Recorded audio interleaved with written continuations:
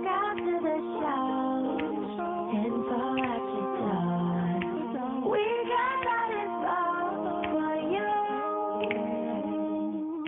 Touchdown on that plane and buy anything. More than just a podcast for you. So I'm gonna move us to questions 3 and 4. These questions, you may answer them together, just depends. But the first question is about level setting, what the world was like before COVID.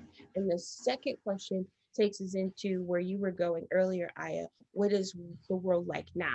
So the first question is, what has the typical recruiting journey been for a softball player or a baseball player pre-COVID? And then, and this is where I want you to get into like the nitty gritty details of personal experiences or anything that you need to know, because I want to highlight the commonalities of the experience. And then the next question, after we talk about what was the world like pre-COVID, how has COVID changed recruiting for baseball players and softball players? Be as specific and detailed as you like. Again, I'm going to be upfront with my parents. I've been saying this on each show. I believe that COVID is going to cause a ripple effect and that we won't really stop rippling until at the very earliest 2024.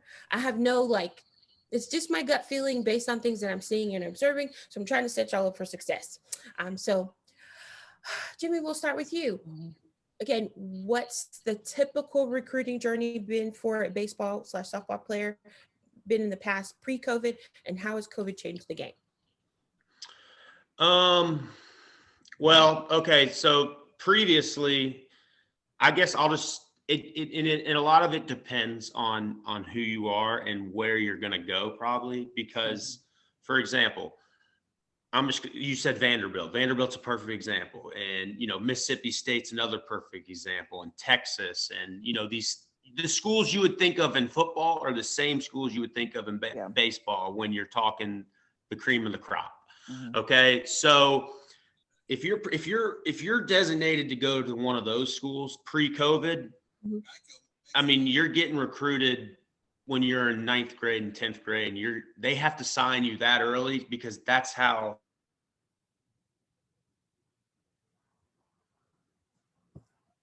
Jimmy, I just lost you. Where'd your volume go?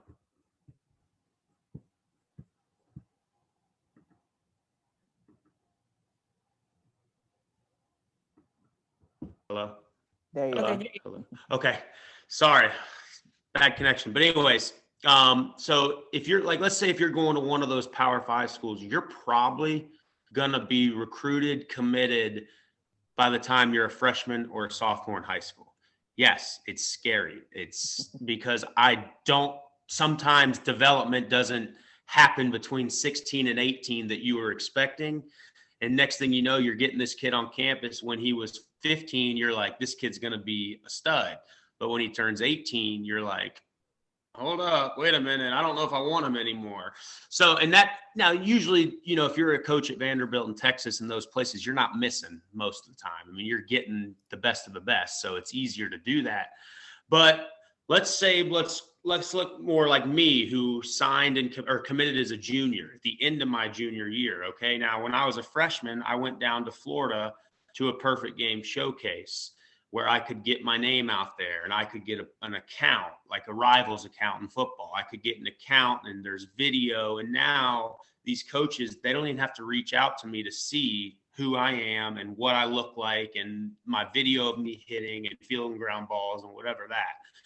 And then after that, you pick a select list of schools, and you have to be realistic. This is where you have to be realistic. Where can I go that I'm a fit? Where will I fit? And then you select that list of schools, and then you directly reach out to these schools, and you try and get engaged, and you try and create some dialogue with these schools. And then maybe for me, I went to a couple camps. I went to a Vanderbilt camp. I went to another, I can't remember who the other one I went to. But these are things I did where I started to go see, get coaches to see who I was. Because when you go to a Vanderbilt camp, you're not just getting Vanderbilt coaches. they're hiring coaches from all over the country to come work their camp. So you get Vanderbilt coaches all the way down to, let's just say, Columbia State and Columbia, Tennessee coaches. So you got Power 5, and then you got, junior college. So you have a wide range of these schools that are getting to see you at these camps. And, hopefully by that time you've created some dialogue and you found some schools, going into your junior year that, are interested in you, and hopefully you're just maintaining a relationship. Hopefully they come and see you. And then hopefully by that point, if they like you, they give you, an offer, and then you're making your decision based on fit at that point. For me, I had an offer from Wake Forest in the middle of my junior year. And for me, that was the offer that I wanted. That's where I set sights on that school when I found out they were interested in me. And when they offered me, I figured that was where I was going to commit. So that's how it worked out for me. Does it work that way for everybody? Absolutely not. But I guess the point is, where I'm going with this is, if you're realistic and you're willing to answer anybody who calls instead of just saying D1 or bust, you're going to have more options. And that's what I've seen in the recruiting world, is so many kids want what they want, but they don't realize that they just can't play there. Like, I hate to tell you that, but like, if you're not committing to Vanderbilt as a freshman and sophomore, and you're still uncommitted as a senior, and you're trying to go to Vanderbilt, you're beating yourself. Like, you're hurting yourself. You're not doing anything for yourself, because you're just not going to go there. You need to realize where you may fit versus where you don't fit, and you need to attack the schools that you fit in, and it becomes so much easier, if that makes sense. So that was kind of how pre-COVID. Now, post-COVID, it's a different world right now, because coaches, they don't want to offer, like, the class of 21 and 22 are taking a huge hit right now because of all the players that were granted the extra year of eligibility. So, I mean, now you got rosters, you got 2 classes, you got 2 senior classes, you got 2 freshman classes, so it's like, well, maybe I don't really need an 18-year-old kid to come in when I have a 21-year-old junior who I'm going to get for 2 or 3 more years because he's getting the extra year. So post-COVID, it's crazy right now, because I don't know how many players are actually signing, because they also can't come watch you. So they're having to sign players strictly off video and strictly off what you do at a showcase, not off live pitching where you get curveballs and all kinds of other stuff. So it's a different world right now. And that's why it's so important, more than ever, to find a fit and find a coach that believes in you. Because if not, it's going to be hard to find a spot, just because spots are so limited right now. I call that knowing your competition. That what you just said. Okay, do I want the 20-year-old that I get for an extra year, and he knows my system? I know he can hack it academically. I know she can hack it academically. She knows what I like. She's aware of the playbook. Or do I want this 18-year-old who I don't even know if they can hack it in college yet? That's a hard conversation to have. It is. Iyhia, your thoughts? I have so many thoughts. I get to work with a bunch of athletes, and parents seek my advice. And first of all, my heart goes out to them, because I know the grind that it takes to get recruited, and they're brokenhearted. I mean, it's just tough all the way around. It's tough for the athletes, the parents, the coaches are making very difficult decisions and trying to figure out how to navigate through it all, and still trying to find the answers. And it's just difficult. Before COVID, when life was normal, it was just like he was saying, it was camps and, being able to go on campus. When I graduated high school in 2000, so things were a little bit different than it is now in the new age. But I was fortunate enough to have colleges fly in and come watch me play volleyball and basketball and softball. And so, and that was kind of my life, and being able to go, have the time to go to the colleges for, for visits. And, but I feel like now, even after my kind of generation, and even, before COVID, it has changed a lot as well. So I've kind of had to kind of keep up with that. But yeah, just the camps and the clinics. Now, I feel like now with recruiting, like I was saying earlier, although the social media aspect is not the main component of recruiting, I do feel like because everyone has been forced to slow down, I feel like college coaches are now being able to have a better eye on what is being posted on social media. Because that is a component. I will say this, when I was recruiting a player, and this is a true story. So it was between two athletes. And it just so happened, I had to stop and charge my phone. I was out recruiting, and I just kind of stopped in the hotel lobby. As I was getting ready to go into the hotel lobby, it just so happened that I saw a player and a parent, and they were interacting in the parking lot. And she was so rude to her mom in that parking lot.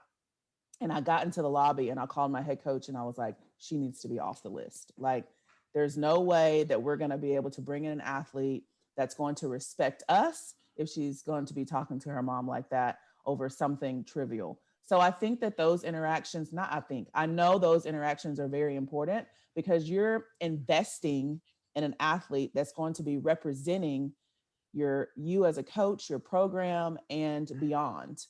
So like I said, the time that it's taking for these college coaches to kind of look and see what's going on with your social media is also important as well. So I think before it was kind of like a small portion of it, but now I feel like it's a lot. And like he was saying, we're spending a lot more time looking at film and videos, and you're kind of taking your chances on, can this athlete, can everything transfer and, into my college program. And so, like I said, I just feel like my heart goes out to these kids and these parents, because it's just a very tough, grueling situation to be in. And like you said, I don't know if it's going to change. Maybe 2024 is the magic number. I'm not sure, but I don't think it's going anywhere anytime soon. So how are they getting looks? Like, what are coaches doing right now in the COVID world to actually get looks? How are they getting film? How's that happening? That component I feel like is not changed, because you still send in your film, your YouTube videos to coaches. I know I spent, as a recruiting coordinator, lots of time looking through emails and looking at YouTube, but I feel like now that is the bulk of what college coaches are doing. So, going back and looking at video and YouTube videos in order to get an idea of what they're looking for. I think it's cool that you highlighted email. We've talked we've talked about that, and even Jimmy, you said it, attacking, once you figure out where your fit is, attacking um, those schools. One of the things, in my opinion, that parents and athletes are hesitant to do is to simply pick up the phone and make a phone call or send an email. And we've been doing recruiting all year long so far, and it's been a consistent message. Parents, listen to the experts. Phone calls and emails still work. Find your fit, and you want to email them. Film is a beautiful thing to email. I cannot tell you the number of people that, in my opinion, miss out on opportunities because they're waiting. They're just waiting for someone to come to them instead of just even giving themselves permission to say, you know what? There is a whole list of academic people that every athletic department has their staff on the website of their school. They have email addresses and they have phone numbers. Shoot your shot. Shoot your shot. Because the worst thing that can happen is you shoot a blank, but at least shoot your shot in the world of COVID. So that's really kind of cool. to figure out that those old fashioned things, they still work. So last question. Hey, James, can I say one thing to piggyback off that real quick? Yes.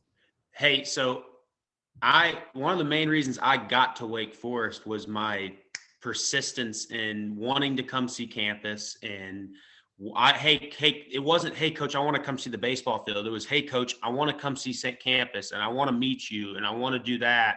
And like the first ever interaction I got with Wake Forest coaches, they had never seen me as a baseball player. They had saw me as a person. And then they came and watched me play baseball, and then it worked out. But like, I don't know if I don't know if me and my dad, when we went to visit Wake Forest, if I don't know if I don't email their coach and say, hey, I want to meet you, if I ever end up there, just because I don't know if they come watch me play, if they didn't get to meet me on campus, things like that. So that's just a cool story because it's so true. Email is so important. But one thing I will say, the kid has to do the emailing. Like Iyhia said, I used to sit on the computer and roll through emails all day. And my favorite ones were when I got one from a parent telling me how good their kid was. It was automatic to the trash. Absolutely. Delete. Oh, this is fabulous. I 100% agree. I'm out there. I tell y'all this, and y'all listen to me. Part of what I do with the flight program, Jimmy, is about helping kids understand how they can communicate. And I tell moms all the time, let little Sally send her own email. Yes. Let her send her own email. They don't think that y'all know when it's not the child. So hey, moms, they know. Oh, we know.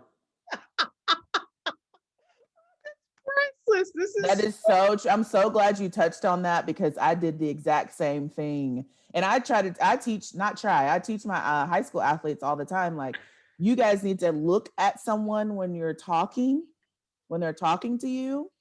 And when they text, I will tell them it needs to be it can't be in slang. Like, you guys need to make complete sentences when you're texting. And I also tell my parents too, because the parents will contact me on behalf of their kids. And I tell our parents, like, your daughter needs to come have a conversation with me, not you. Like, they can speak on their own behalf. So it is something that is hard, I think, for parents. But my son's 10 and he orders his own food. I'm not ordering for you. You're going to order your own food. So it's good though, because one of the things that I say to the moms that I work with is you should never have a conversation with a coach unless something is mentally or physically harming your child. That's the conversation you can have. But if you never email a coach about playing time, metrics, if it is not, I believe we are damaging my child's mental health. I believe that they're injured and they're not telling you, or it's some academic things going on and we need to partner with some academic. If that's not it, no, you empower your child, you help your child understand how he or she likes to communicate, and you equip them so that they can communicate directly with the coach. Like, I stress that. You'll be looking at me like I'm crazy. I'm like, it's great for y'all to say that parents have a different tone, because I promise there's tons of parents who think that they're getting over, I'm just going to send this text. I'm just going to send this direct message. I'm just going to send this email. Parents, they know. yes, we know. We know. Hey, we know. And also, parents, don't try and be slick and speak in third person for your son. And then at the end of the email, say I. Because I've had that before. That is hilarious. Yep. You tried to be slick. Yep. Tell people, like, they're recruiting your child, but they're really recruiting your whole family. And yes. you, as a parent, you can screw it up for your own kid if you're not careful. So parents listening to this show, one screw up, one child through the back of the line or in the trash is communicating on their behalf. Don't try to deceive the coaches. Let your swim on their own. Fabulous. Okay, last question.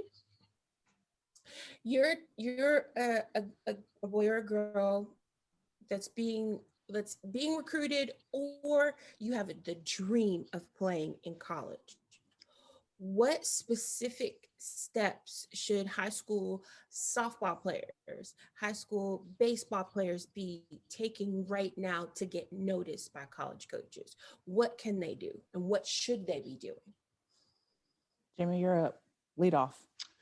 Okay. So I think it's going to go back to a lot of things that I have already said today. Is for me, I created a little list, a little steps. The first one I put was be realistic. Okay. Obviously we've said that word a couple times today, but I think it is so, like, I can't explain how important it is for you as a parent to be realistic, but your son to also be realistic, like, or your daughter. For me, it's son because I'm a baseball coach, but you know, you have to be realistic. And then the next thing I said was be proactive and create a list of schools. Be proactive means reach out to these schools, create this list that you want. Maybe, let's say if you're a freshman, make the list a little bigger, make the list 10 to 20. You know, if you're a sophomore, cut it down more to 10 to 15 or 8 to 12. You know, if you're junior, okay, let's look at the 1 to 7, 1 to 8 that I'm really feel like I'm a fit at, and let's attack those. Okay, so create that list and be proactive, but be proactive yourself. Reach out, ask to go see, you know, tell these people you want to meet them, go watch games, go on campus, just whatever you can do.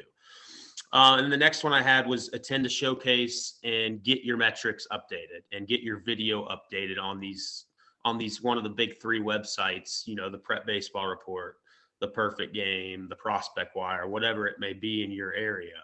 But get your numbers updated because coaches can't come see you in person.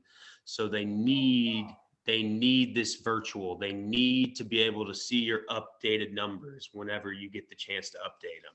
So let's say you go to a showcase as a freshman, you know, go to a showcase as a junior, get your video updated so these coaches can see you that, okay, this kid's 6'2", 195 now. He's not 6', 170 now. And he's got the arm action is working a lot faster, and there's physical abilities that he's grown in. So like just things like that, staying updated, you know, keeping yourself updated for these coaches to see. And then after that, if it works, if you find your fit and you're good enough, it'll work out if you just follow these simple steps. You know, you can't force it upon yourself. You have to do your part. You have to be realistic, proactive, you know, updated, stay updated. And then you have to let the college guys, the experts, do their job. And if you fit and they're doing their job right, then you'll end up going there. That's good. That's really good. You gotta send me those. Email me those so I can post them in my group. That's just like fabulous. We like steps. Yes. Okay. So I have some steps too. Virtual high five to you, Jimmy. Yeah, I'm gonna write yours down too. So. My first step is I feel like you need to clean it up. And when I say that, I mean clean up your social media, clean up your how you represent yourself matters. So just make sure that you're in position to be recruitable in all aspects of your life. And how do you show up is an important question to ask yourself. If I'm going to show up, do I have some things that I need to clean up? So to me, that's the very first thing that you need to be kind of making sure that everything's cleaned up. And the second thing is, like Jimmy was saying, being realistic. And to me, where you get your realistic view is by going to camps and positioning yourself with other great athletes. If you go to these camps and you're like, I'm not where I thought I was, then now you can start gathering your own data and then maybe change some things. Or you might surprise yourself and be like, you know, I can do this. I can go Power 5. But to me, the realistic view comes from getting outside of your comfort zone and putting yourselves in positions to be able to compete against better athletes. And that's something that I try to teach my athletes all the time, because I'm like, you can be good at your high school, but also know too that you're also competing against other Texas athletes and other states. So there's people, all over this country that are trying to compete. So be realistic. Um, Also, after that, that's when you can start gathering your profile to represent who you really are. Okay. Like, this is who I really am. These are my realistic numbers. This is where I want to position myself because, like Jimmy was saying earlier, which I think is a fantastic point, you can set yourselves high on a goal that's not realistic for you and miss out on an incredible opportunity to play at a different level. And it doesn't mean that you're less than, it just means that that's where you are. And so I think that your profile has to be realistic of where you really want to be. Um, the next step is be knowledgeable. I think it's important to be knowledgeable about your coaches. I think it's important to be knowledgeable about the roster size. So if they're 3 or 4 deep in catchers, then you're probably not going to have a great opportunity to play as a catcher. You're probably going to be sitting. So I think you need to have a realistic view. Look on the roster, see what's available. If they have 4 or 5 pitchers and you want to go be the number one pitcher, it's going to be tough for you. um, how long have the coaches been there? Be knowledgeable about the style of play. Different coaches have different styles.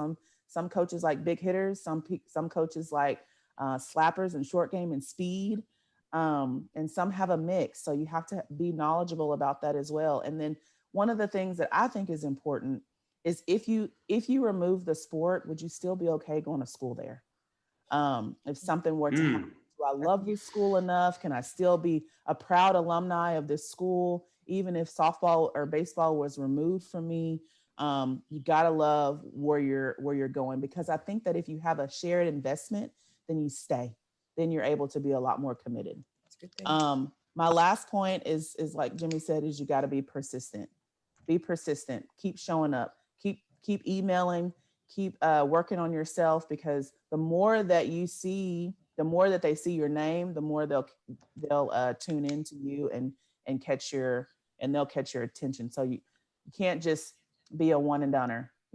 Continue to be persistent with what you want, because it shows that you really want it. So those are my steps. Yeah, and I think to just go back off her last point there's something to be said about a kid that shows that he wants to be at your school. Sometimes I'd rather take a kid that wants to be at my school over maybe a kid that's a little more talented, that is like, hey, coach, I'm going to wait. Like, I know you've given me this opportunity. I'm thankful for this opportunity, but I think I can play a little higher level. So sometimes I'm like, hey, come on, man, I want you because you want to be here. Mm-hmm. And then you don't have to spend the 4 to 5 more years convincing them that this is where they need to be. Yes. Ooh, Amen. Amen. This right here was the money shot. Because let me just tell you how parents set themselves up for failure and their athletes when you don't ask the question, if you took the sport away, would I still want to be here? Mm-hmm. If the answer is no, I don't care where the dollars are, your answer needs to be no. Because I realize that I'm going to say this, and some parents may vehemently disagree. I don't care. If you could disagree, I don't care. You're wrong.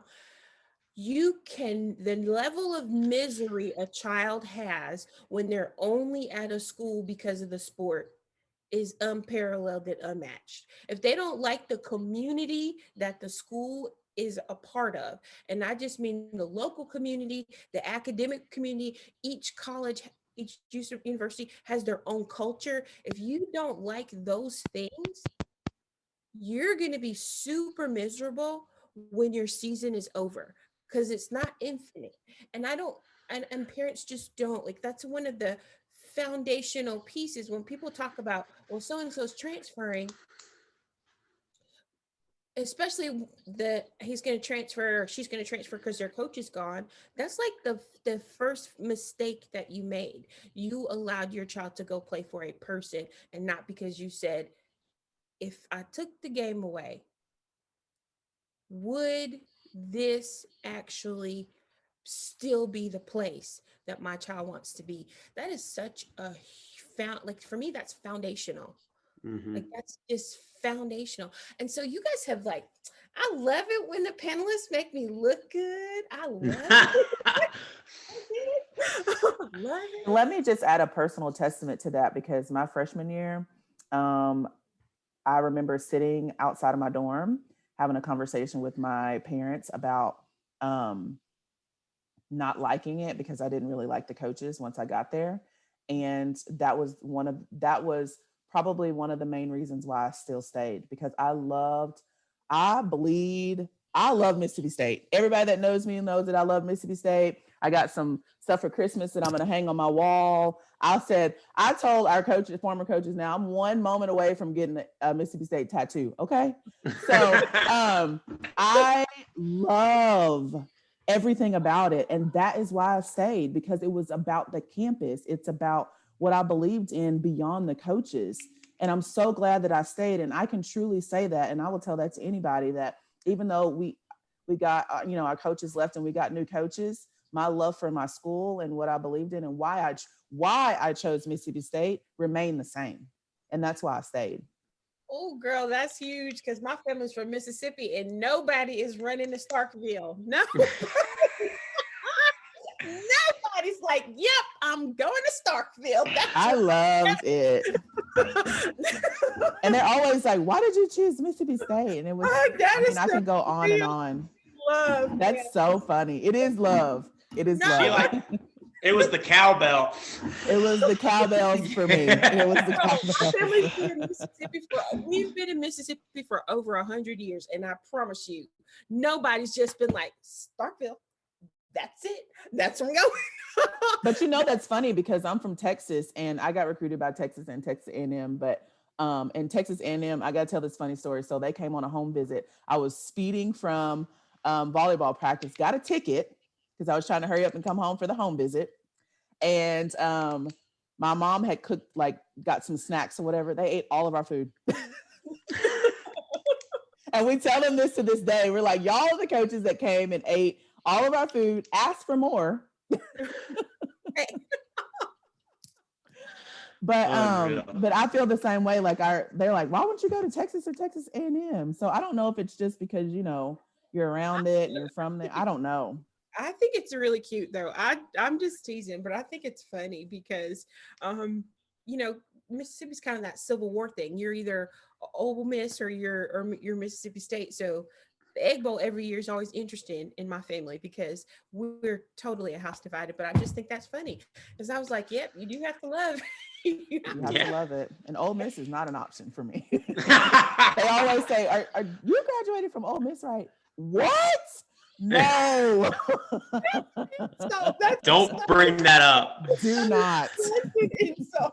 Oh my gosh, that is so funny to me. As we wrap up, I want to say thank you guys for all of your input on the show. I'm looking forward to those lists. I'm going to publish them in my mom group as well as on my social media. This has been fabulous. This is Jamesetta Cleveland, your hostess with Moses, signing off on another edition of the 1040 YouTube show, and we will see you guys next week. Thank you guys so much for attending. This was just fabulous.